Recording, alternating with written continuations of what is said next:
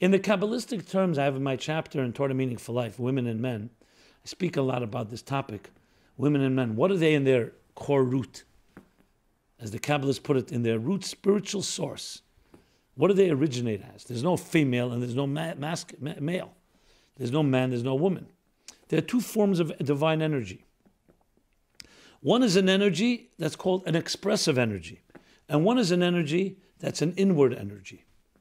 So we have a need to express ourselves. We speak to others. We communicate. And then there's an intimate energy called Kvud the Bas Melech Primo, that which you live with your own inner voice. Things you can't even express fully because you just don't have adequate words. And a healthy person has both. You can't just be an introvert, you can't just be an extrovert. We need to be able to express our inner feelings, but we need to have inner feelings. Some people live such superficial lives, completely expressive, always talking. A little listening. Sometimes it's a defensive mechanism. It can be an expression of insecurity. I always have something to say. But there's also a need to absorb, to listen.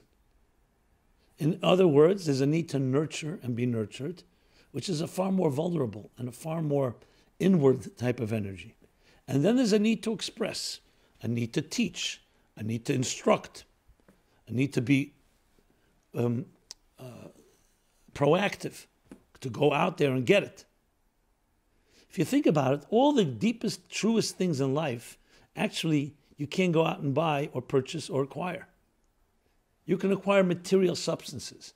But when it comes to things like spirituality, truth, love, God, transcendence, they all are not purchasable. They're not acquirable.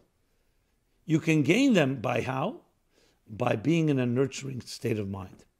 So the things in this world that are more materialistic are always connected more to the masculine side of conquer, acquire, own, buy, trade.